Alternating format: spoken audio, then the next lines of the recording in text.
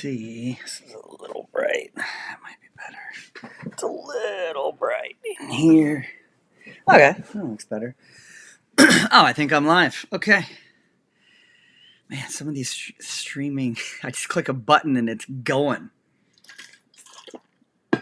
Let some people show up here. Make sure it is going.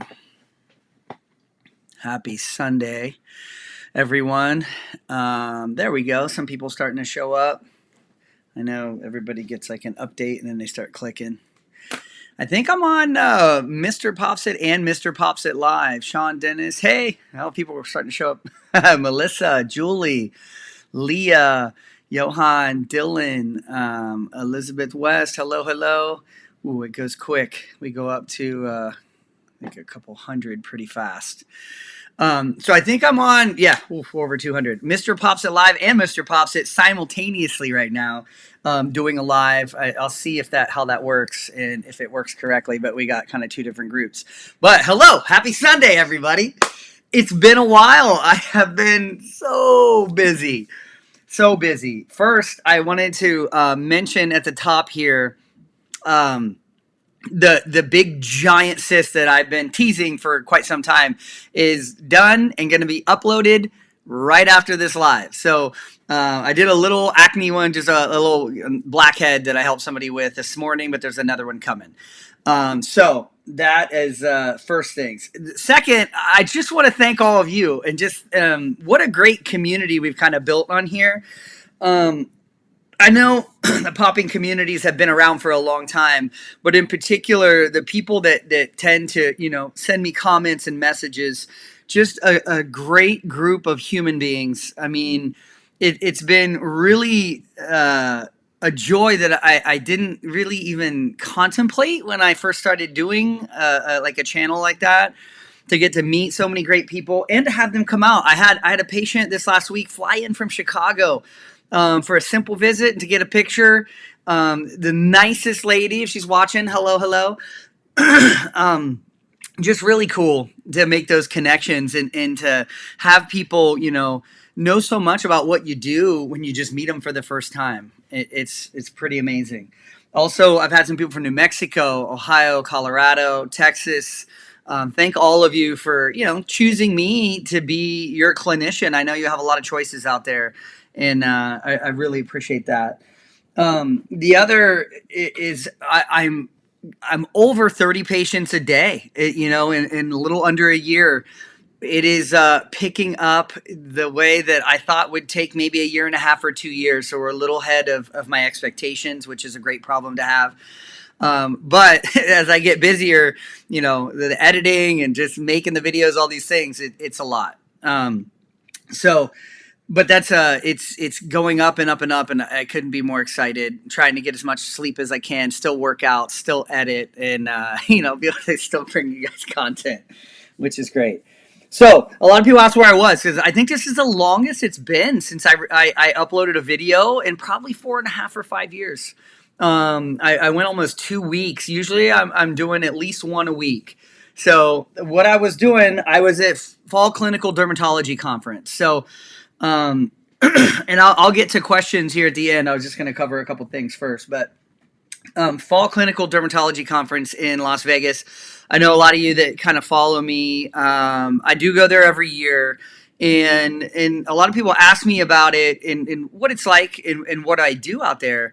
And I will tell you, it's really made all the difference in my clinical path and in my career.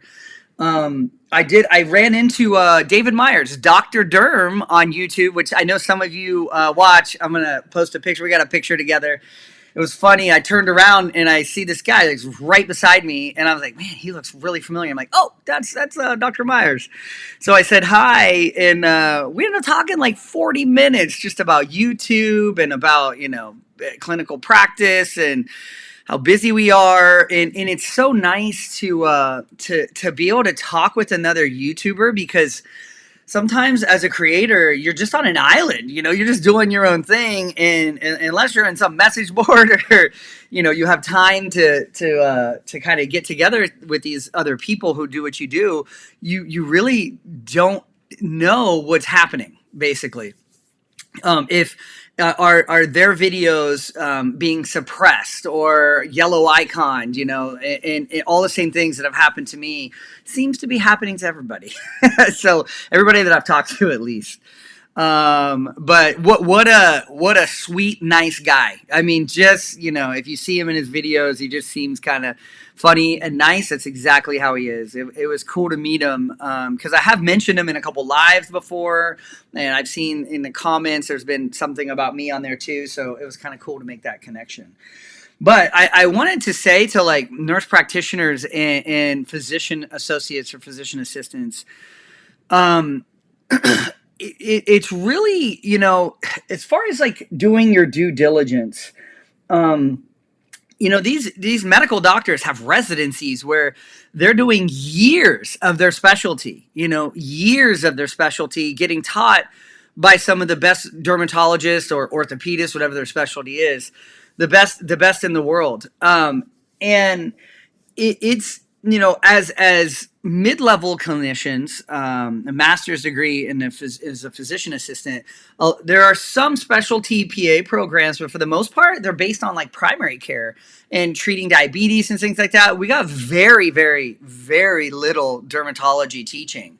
So you really need to seek it out. Not only find somebody who's, if you want to be in dermatology, a great dermatologist, that is willing to teach, which isn't always the easiest thing to do. If you really want to take yourself to the next level, if you really want to feel, that you could see a whole day or weeks and months and not really, look at something and be unsure about it. Like it takes years of that.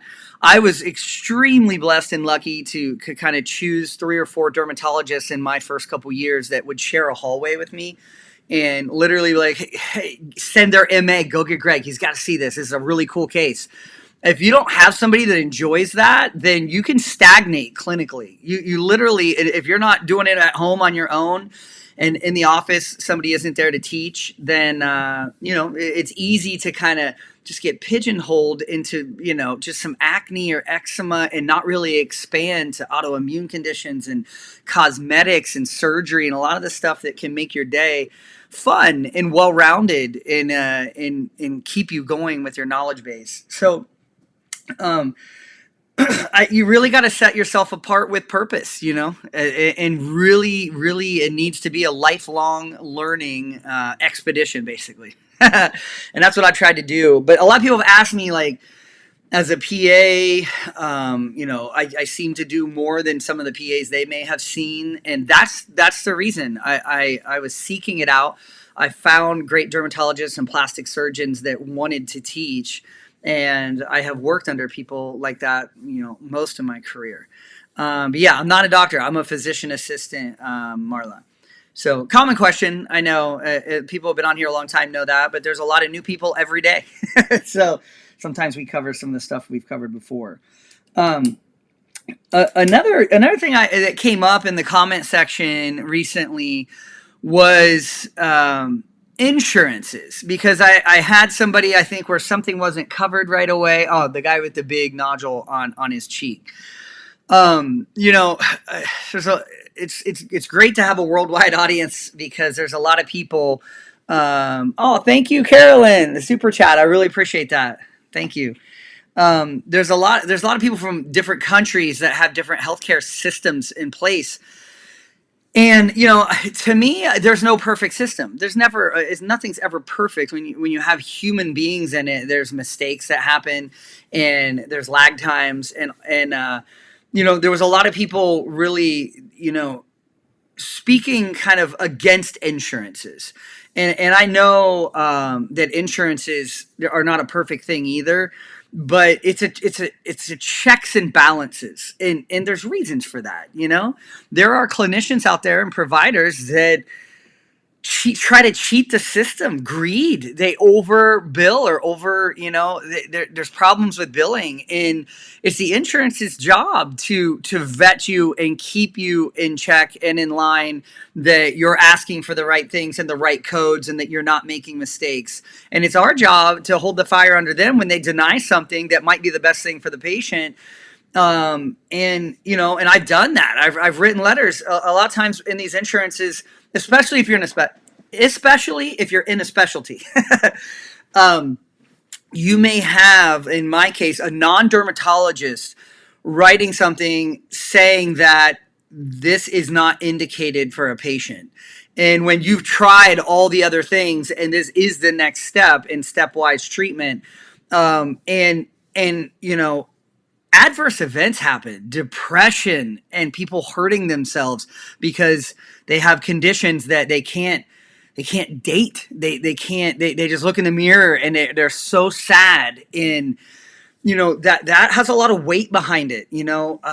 So when I will sometimes write a letter that we've tried all these things, this person, it's really affecting their outcomes and their happiness in their life, and I just need to know what clinician denied this so I can put it in my note, because this was my recommendation and they're saying it is not indicated.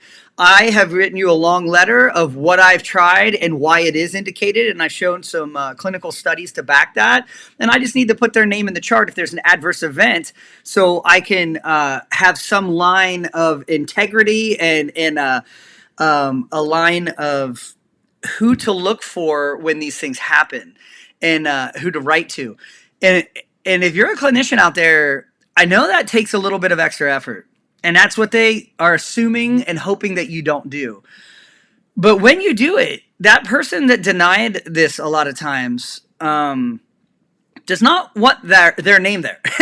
They don't want to be in a line of, okay, well, sure, well, maybe we can make this work. And every time I've done that, that's what's happened. It has gotten covered. And some of these drug companies, there are federal grants for certain things, for the drug companies to be able to get it covered, even if the insurance doesn't cover it.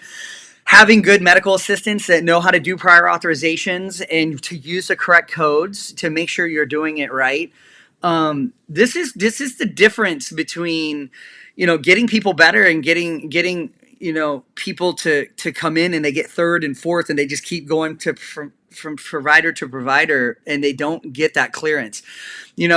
It's an amazing time we're living in, with a lot of different specialties and a lot of medications that are coming out, and particularly for psoriasis and a lot of arthritis type conditions that also affect the skin, where they're the closest thing to a cure that's out there. I mean, we're getting 90 to 100% clearance, like 60 to 70% of the time, which is unheard of just 8 years ago, So, and more things are coming, and just getting more focused, and more money is being put into some of these conditions that, might not be deadly, but really affect people's lives.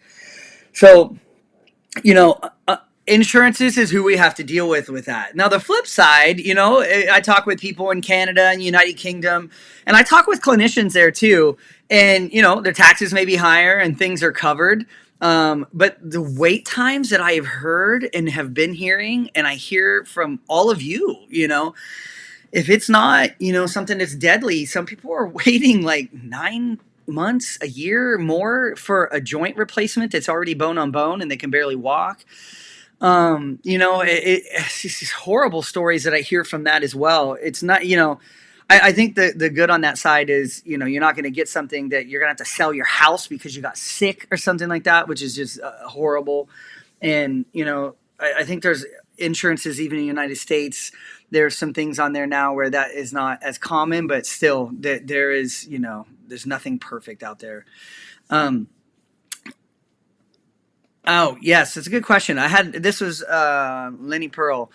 I have corrected on the Alanazi here. You can do that little loop and kind of shave down for rhinophyma. That particular patient didn't want any treatment for that. He just wanted it kind of cleared out, but he didn't want his nose scraped. There's some downtime on that, and it can be painful, and your whole nose is a scab. So it wasn't for him, but you can do that. But I have seen some people that have had it done, and I haven't done a lot of it. I've kind of corrected just some really lumpy parts, but to completely reshape the nose, You got to be careful. You go too far, there's a lot of problems. And I've had patients come in that have had it done, and their nose is scarred and lumpy. It wasn't done smoothly. So it's, when it's really big and you've got like these apples sitting there, those are actually, you can kind of cut those down. But it's when it's just lumpy, to get that smooth, you got to have a good hand. And you can damage the patient. So you want to be careful with that. Let's see. Oh, I've been a PA for 16 years. Jean Charles, 16 years. I graduated 2009.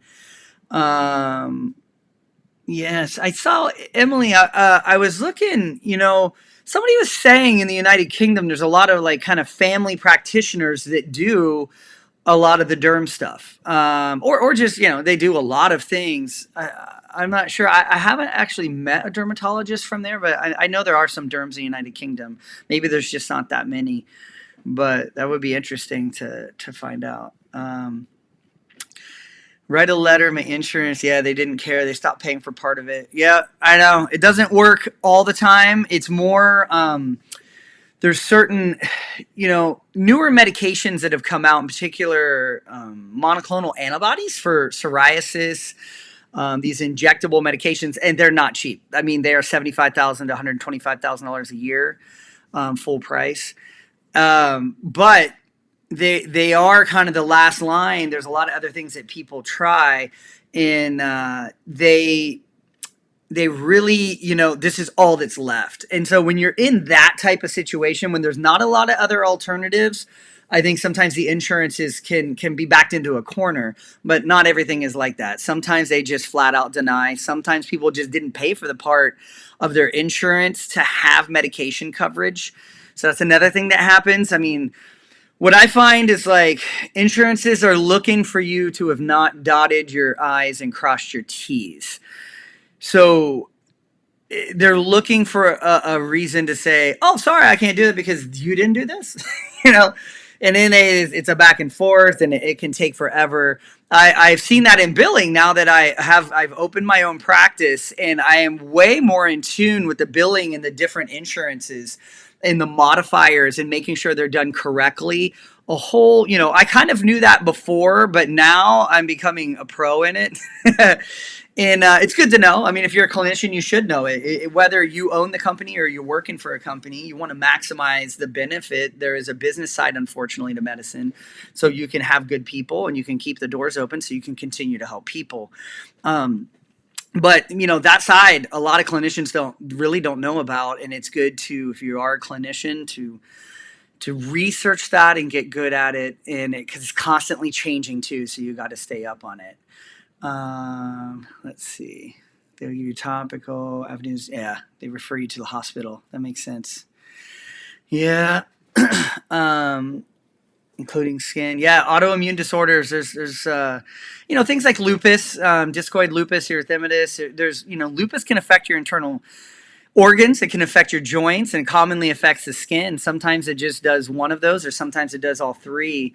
And working with rheumatology, and it's a big workup to get that diagnosis and to diagnose it correctly, and then get the help that you need.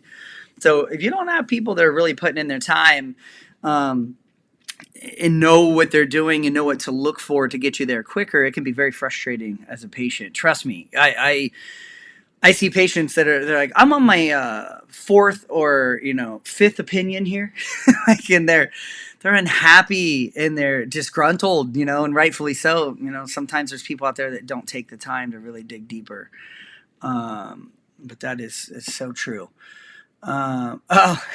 Diego, thank you. That's awesome. There was another I was going to talk about. Oh yeah. Some people were asking me about the skin medicinals too, that thank you, Beyond the Pages. That's nice of you. Skin medicinals is they were just asking about the product line and what it is. That's the one that I have signed up with. Skin medicinals. You kind of partner with them. And it's a private label, meaning you can't just go on Amazon or go into Target or go to your local store and get it. They partner with dermatology offices, and there's an online store that's 24 hours a day that you can click to get the different products that they have. And they've got great products. I think they're comparable with, and even better than a lot of what's out there that's made by a dermatologist. And they've got some great stuff coming out in the new year that I think I'm going to do a live like this with you all, with the doctor who created Skin Medicinals. Amazing dermatologist. Man, can talk more than me. Like, we get together and our wives are like, okay, check. Can we? It's been 3 hours, 3.5 hour dinner. Just a great guy. I love people that, a true inquisitive mind, just truly wants to know and asks you questions and really cares about your answers. And it's a great thing. That's somebody who's always wanting to learn. And I have found people like that, when they go into something like he did, make great products because they can't stand, they never give up. They just like, can it be a little better? Can we do this? Like, I know he's one of those guys, because I'm one of those guys, or at least I try to be. Sometimes it's debilitating, but I'm always like, can we do it better? But it usually gets you to a great product or a great outcome. And that's will be coming in the new year with all of our time. I know he's a very busy guy too. But that once they have these new products coming out, that's the plan, to do a live with you and answer some questions about it. But I know there was a lot of new people, and they were asking me. I've got links in my videos. You can go to the online page. There's some anti-aging, vitamin C that helps lighten brown spots, the washes, the sunblock, and all that. But I just wanted to answer that because people were like unsure about what type of product line it was and where it was coming from. So let's see. Watch forwards. What can you do? Yeah, I mean, as far as a tight budget, and if you've got blackheads in large pores, some type of retinol or retinoid is if you're going to do one thing, that's what I would recommend. If you're in the United States, Differin over the counter, which is a Dapolene 0.1, which technically isn't a retinoid, but it acts just like one. It's going to reduce oil production. And it's the lowest strength out there, basically, is the over the counter one. But it's a good start. It's going to reduce oil, exfoliate dead skin. It's like microscopically getting a facial every day.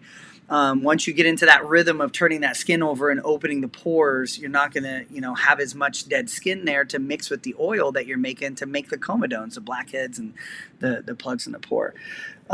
So what time is it in Wales right now? I was wondering that, Julia. I spent a lot of time in the United Kingdom when I was years ago, but like 2004 to 2007. I toured with my band. You can see videos on YouTube. It's called Never Heard of It, or NHOI. You can see it on there. It's and there's a lot of we're playing in the United Kingdom on most of the videos that were there, because it was kind of a big tour to 5,000 to 10,000 people a night over there. It was pretty fun. But you can check that out. We played all the big you guys had these colleges, the halls. They're so big. And it was so fun. 8:30. That makes sense. All right. People were settling down after dinner over there. So the other thing, I know you guys know the guy, Jeff Butler. He's in Canada. He's kind of a bald guy, and he does a lot of cysts and stuff like that I do.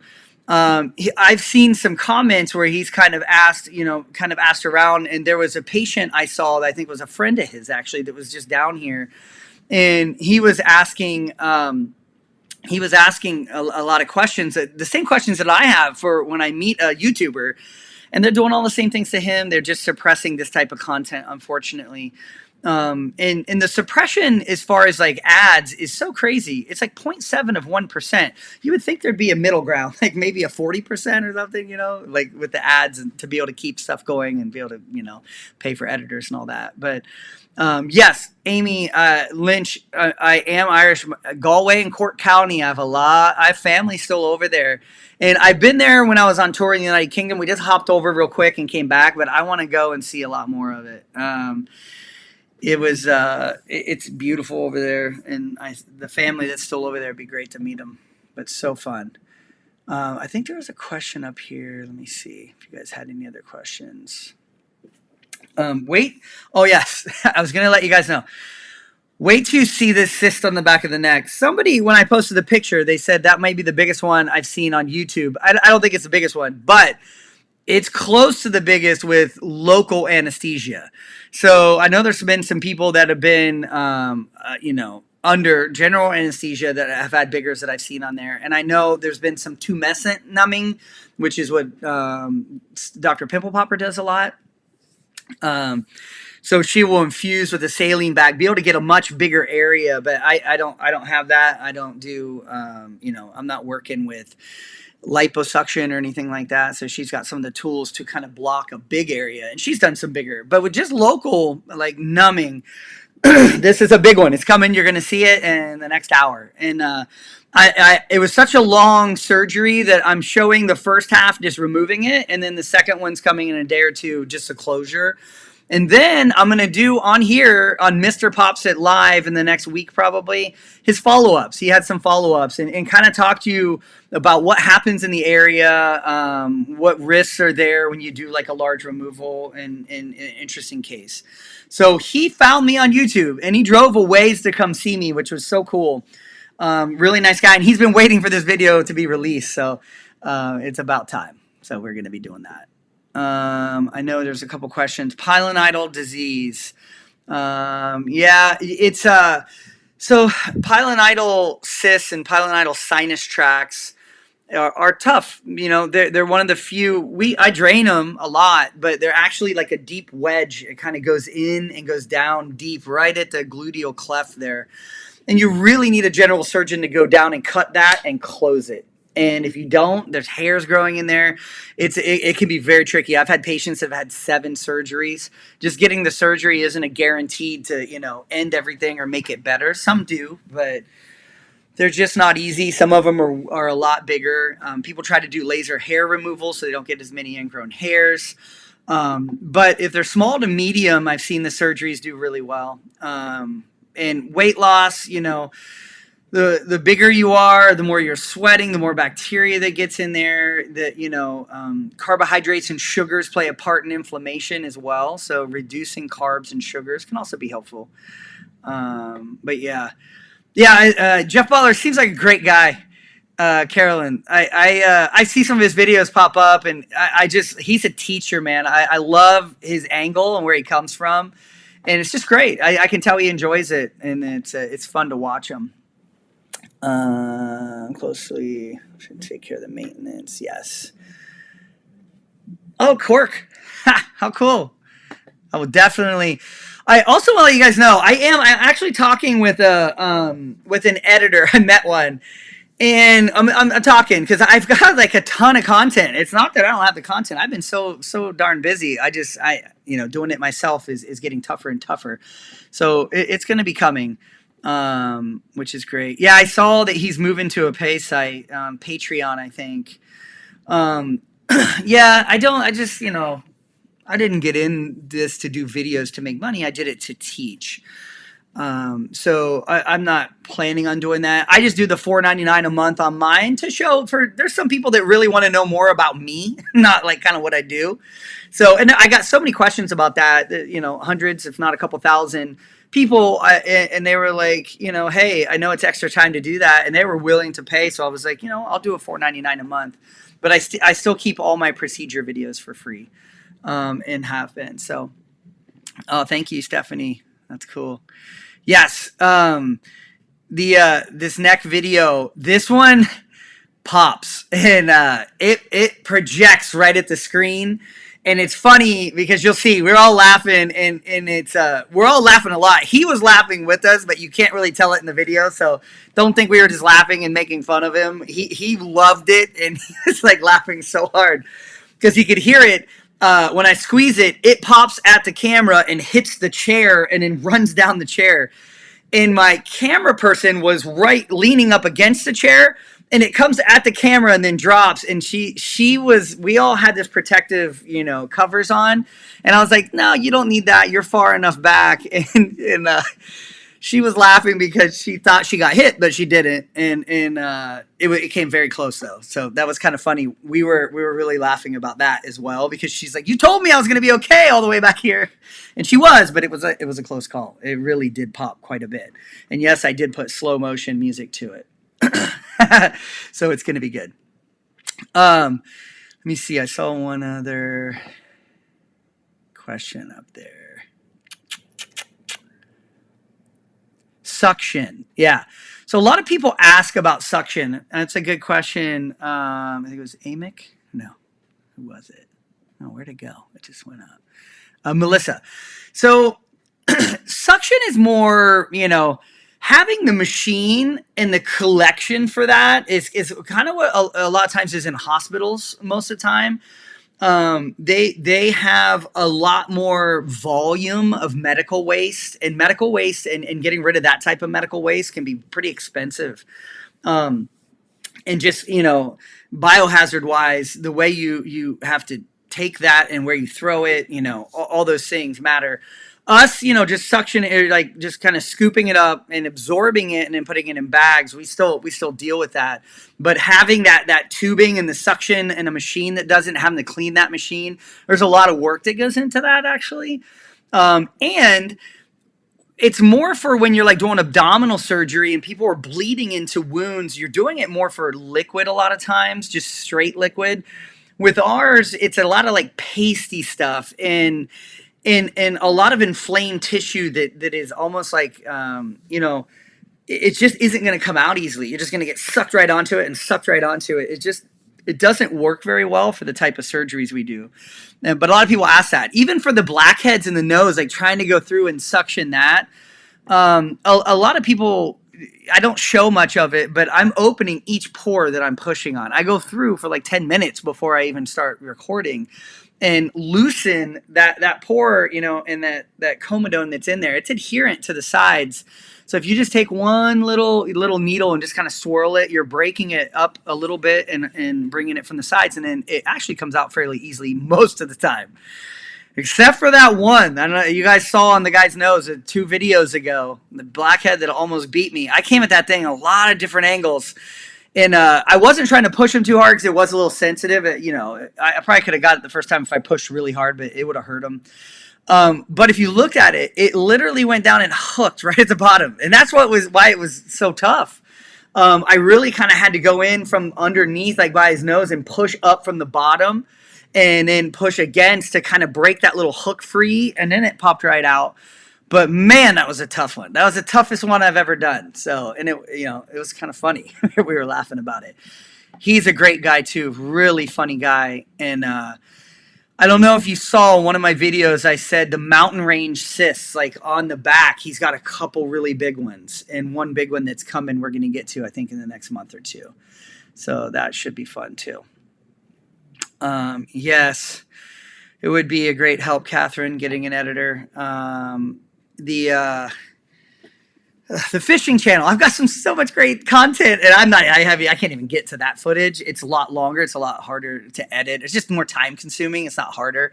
So if I had somebody, I would definitely have more of that content coming. So that's the new year. We're getting there. We have Mohs surgery coming to my office, which is the removal of skin cancers. It's a great thing. Most surgeons are few and far between sometimes, so getting one was great. It's somebody I've known a long time. It's a great surgeon. He doesn't live that far from us. So I'm excited, and I'm going to show what Mohs is. We're going to do a video. It's going to be awesome from beginning to end, from the biopsy to how you prep the slides and him reading it, and then the removal and then the closure. It's going to be a cool video, but I'm excited to do that next year as well. So that's going to be coming. Corton, yes, Woody Harrelson, I get that a lot. I wouldn't say daily, but sometimes weekly, I get the Woody Harrelson comparison. It would be funny if I ever ran into him. I know of people that run into him sometimes. I have friends that live in Hollywood and from my band days, and they will see him every now and then. I'm like, if I run into him, I got to take a picture with him. That would be fun. Let's see. The puppies, Kristen. Oh my goodness. It's another reason that I'm just so busy. And we knew that they need a good run in the morning and a good run at night. It keeps us so busy, and they are huge. 8 months, and I think they're 80, 85 pounds. They're probably going to go another 15 at least. They're going to be 95 to 105, 110 pounds, two of them. They are sweet, but full of everything. They're full of energy. They are full of hijinks. They're fun, but challenging. Just they're like having two more kids, man, and we already have three kids. So that was a lot to take on as I'm opening a business. But our friend's dog got pregnant. It was the timing. We were looking for it in the next 2 years, but it was just the timing that came up, and it was helping them out and us being able to get them. It was time, basically. So, yes, no problem. Jerry Maloney. I'm trying. Yes, keeping them free. I mean, I don't know. It would feel weird charging for it when I'm already go through insurance, and patients just want to see their videos, and they're coming in. I think it's fun as long as they're patient that I can get to it. It takes time sometimes months for me to get to it, but yeah. Let's see. Clean. I would not want to clean that machine. You're not kidding. Yes. Sorry, I'm going back on some of the comments. 11 blades. No. Rachel, good question about the Vietnamese med spas.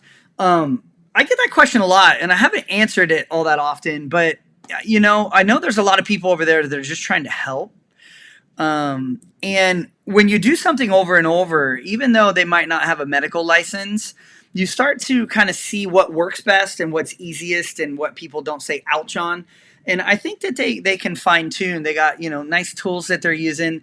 There's a lot of smoking over there, and smoking can lead to, a lot of comedones and blackheads just with the what it does to your sebum production and oil production. So it's a unique patient population, and I think it's a very underserved patient population in certain areas. So 11 blades done incorrectly can be very dangerous. You can hit it. They're like butter. They go in, they're super sharp, super thin. If you know how to use them, they are very effective. But if you go too deep, you definitely could hit a small artery or something. So you have to know what you're doing. But I think, you could, as long as you stay shallow, you're not going to do a whole lot of damage. And especially with the 11 blade is so thin, scarring is actually pretty minimal usually. Let's see. There's a couple other questions. Oh, why do I not call myself a doctor, Cassie? Well, I'm not a doctor. I'm not an MD or a DO, medical doctor, or a doctor of osteopathic medicine. I do have a master's degree. It's a physician assistant studies. So it's a master's degree. There is a doctorate program for that, but going back to get 2 more years just to have a doctorate in physician assistant studies, if you're not teaching, it really does not change your vector or outcomes at all. It just gives you another thing to put at the end of your name, which, it wouldn't change what I do daily other than just give me more debt. Yes. Oh, yeah, the wet and liquid stuff. Yes. Good question, Emily. If I could do anything else other than dermatology, what would it be? Probably ER. ER, I enjoyed when I did my rotations. As a PA, we do rotations along with doctors. Ours are just shorter, 1 month usually, as opposed to, I think, 3 or 4 months that they do. And it's exciting. There's all kinds of stuff that happen. I mean, your day is not boring at all. So it's and there's still abscesses. There's suturing. There's a lot of derm in it. I don't know if they have as much time sometimes as we do to do certain things, but yeah, that's a good question. I don't think I've answered that question before. I think there was. Oh yes, I am booked out a couple weeks now, but I always save a little room for emergency add-ons and things like that. So it's rare that if somebody really needed something, If you call my office, 951-270-4494, we have an email set up where people can send pictures so I can see if it's something that we can do, if there's an emergency add-on or anything like that. For the most part, I can get people in within a day to 3 days, usually within a day, though, within 24 hours. Unless it's something really rare or, so far. I mean, there will be a point where I'm going to be pretty booked out. We're not there yet because it's been 11 months, but that's coming, but usually I try to keep a window of 1 or 2 spots open for that type of thing. It's a good question, Christian.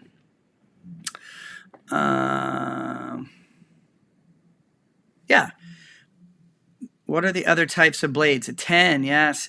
I like the 11 blade because it's triangular tip. The 15 blade is what we usually use for just regular excisions, that just cutting the skin. And then there's a 10 blade that's kind of real wide and nice for like scraping. If you're going to do a KOH prep, to look for scabies or look for hyphae on tinea, a lot of people will use a 10 blade. And there are other blades, but outside of that, what we utilize, I mean, the 10, the 15, and 11 are pretty much what I stick to. Let's see. Baker cysts, interesting. Somebody just asked me about that this week. The Baker cysts, coming out of the back of the knee is there's a couple cysts a lot of times that in dermatology we do not fully remove. Pilonidal is one of them. The ganglion cysts of the wrists and of the knee, which is the Baker cyst, which is a pooching out of the lining of the joint in that kind of viscous, clear gel that's in there. There's just, and on the knee and on the wrist, there's particularly on the side, there's a lot of tendons, nerves, and good sized vessels that need to be spread apart. And you want a specialist of that joint to do that. So that's usually orthopedics that are doing those. Going back to our master's, too much trouble. Yeah. Now with nursing, going to the nurse practitioner, I think there is, nurses can make great money and make a great living. Being a nurse practitioner, you're going to have a little bit more freedom and be able to write prescriptions. And, so, going to that master's degree from that can be beneficial. I know a lot of nurse practitioners are very happy that they made that choice. Let's see. Jerica? A lot of people call me doctor, and I think I correct them obviously, but it's like a term of endearment for some people, or in some cultures, if you're wearing a white coat, that's what you are to them. And I've even told them, they're like, "Well, I'm going to call you doctor." I'm like, "Okay," but online, there are certain laws. I have to be very careful of how I represent myself, and so I always say it online. It says Derm PA on my YouTube channel, so people know that I am a physician assistant. I'm still doing everything within the law with what I do. I've been trained in everything that I do and all the videos you see. But yes. Yeah. Do I biopsy in the office, cancerous lesions, like 10 to 20 a day? A lot of days? Peach doctor? Yes. I remove a ton of skin cancers. And, I always tell people, if you have something, this is just like, a lot of good questions. I'm going back and then trying to catch up, but I'm getting there.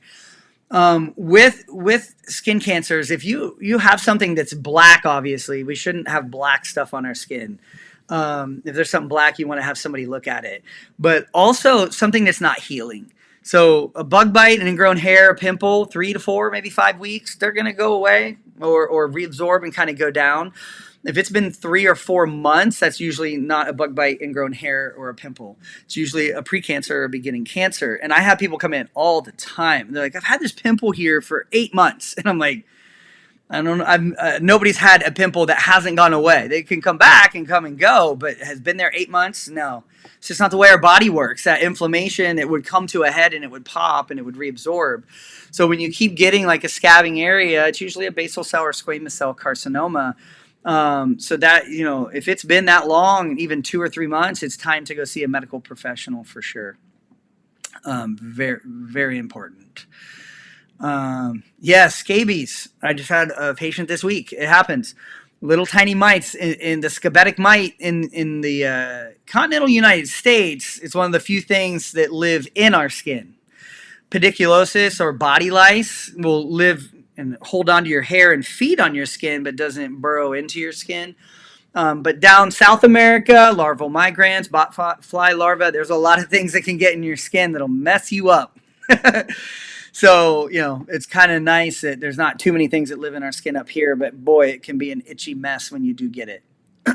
For sure. Actually, finest portion. Yeah. Thanks, Deborah. Yeah, that Proteus mirabilis was a crazy case. I've had some MRSA this last month as well. Patients that come in, just some strange bacterial cases, some multi infections too, 3 or 4 Pseudomonas, like people just getting into some bacteria. And they can be tricky, and sometimes we'll send to infectious disease. Sometimes they're trying to save the IV antibiotics, for the really tough stuff. But sometimes you need to give them 2 antibiotics and some topicals as well. But can definitely be tricky. Yeah. So Lane, good question. Man, so many good questions. Pore contents come out as encapsulated, while others are creamy or liquefied. So depending on what it is, really, but one thing that I find interesting is what you'll see in some of the cysts is sometimes they'll literally be ground into a paste, and then others have a liquid component and then big flaky chunks, and then others are totally dried out. And a lot of times it's the age of it and how much exposure to the air it has, but really where it's at, like under the arms and between the thighs. Constant movement. It's just a sack in there, just getting ground down, just like a cement, truck, just turning it and grinding it up. And so I find that interesting. I really do, because every cyst is different. Every amount of grinding and all the stuff that happens is different, and for each case, it's pretty cool. Let's see. Someone that was there. Necessary to clean. Yeah, shaving the area before surgery. Mrs. Pops it. She's with the kiddos right now, but we try to get a date on Sunday, so we are gonna have a little date. So that's always nice. You gotta keep it fresh. It's so easy when you both work and you got kids and you add 2 puppies to just get caught up.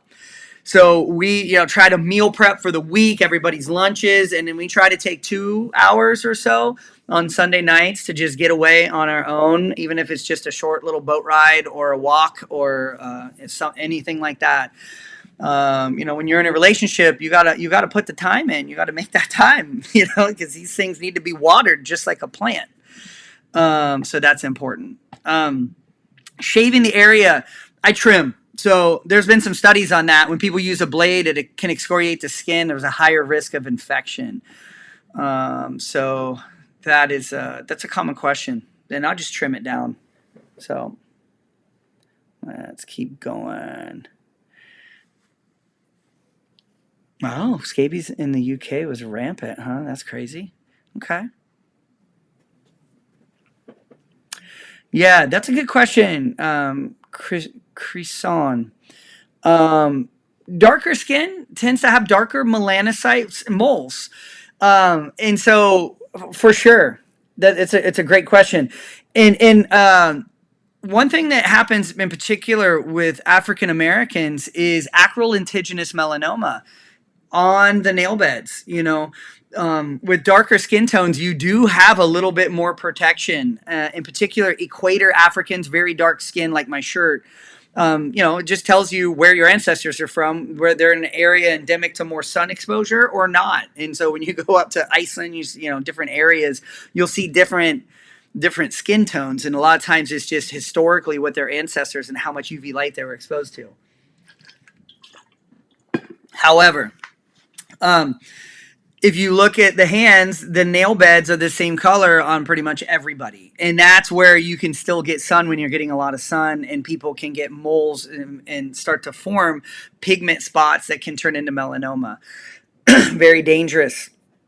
because there's a lot of people of color that don't know that. Actually, I have that conversation almost monthly.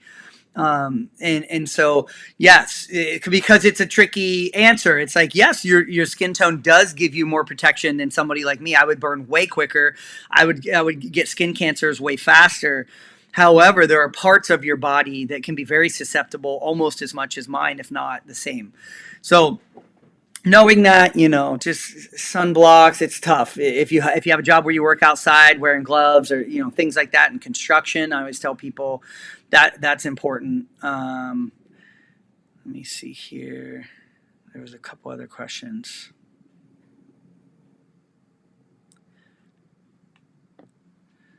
Oh, thank you. Yeah, I know. My last live, we were we were at the Chandelier Bar in Vegas, and man, it was nice. She came out towards the end of my conference, and we had a day and a half out there. My mom was watching the kids, and we were able to go out to a dinner, and we don't truly get away like that all that often anymore because we're so busy. But it's nice. It was so fun, and it was just fun to kind of catch up, and really we just want to sit by the pool and just relax because we're so busy. But we forced ourselves to go out. We're getting older. We used to go dancing all the time. We go to clubs when we were younger for the kids. It was fun. I mean, like a lot of people, I guess. But you gotta keep trying to get out there still. I felt a little old on the dance floor, but I still get down. I still get down for sure. Let's see here. Very cool. All right. I know we're on 50 minutes. I know there was a couple questions about, yes, I think it's Sienna. You know, Post-inflammatory hyperpigmentation, any type of trauma, once it heals, that red or pink is going to go to a dusky brown a lot of times, and sometimes it lasts months. It usually will go away completely, but if you keep breaking out, that cycle can go for years, and it seems like the brown spots will never go away. But if you can get somebody to stabilize your acne, it will. So that's good. Seems the way it's raised is normal. Starting to raise up. Oh, yeah. I think that was a birthmark you were talking about. Yeah, birthmarks, it's good to mole map. Take a picture, and so you can see the progression of it. It is common for young kids as they get a little older, and prepubescence and puberty, for their moles to actually darken a little bit and become puffy. But black, bleeding, scabbing, quick growth, that's not normal.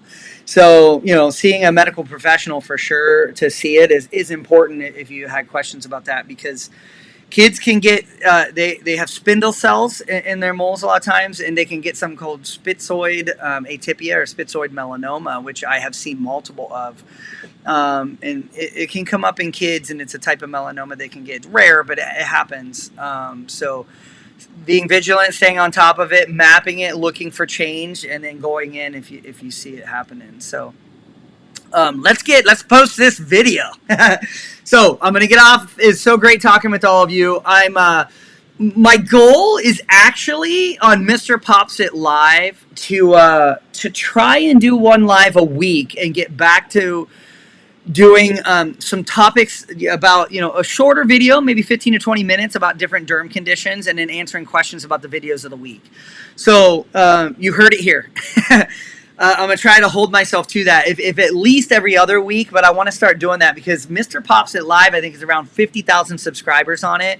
That is a fully monetized channel that I'm trying to get to help to get me to have an editor. So that will pay for the editor, which is cool because that's a monetized channel. It's pretty neat. So I'm going to try and feed that channel more. If you're not there, it's Mr. Pops It Live. Make sure to subscribe to that, and there's going to be some fun stuff on there. Also, the cyst I'm getting ready to show you right now, and I'm going to upload right now. I'm going to hit the next video will be in a day or two of his closure, and then Mr. Pops It Live probably next weekend. I'm going to show you his 2-week, 6-week, and I think 4-month follow-up, and you'll be able to see how he healed and what happened to his site as it healed, which is interesting. So, okay. Thank you guys for the support. You're awesome. Thanks for popping by, and have a great Sunday. We'll see ya.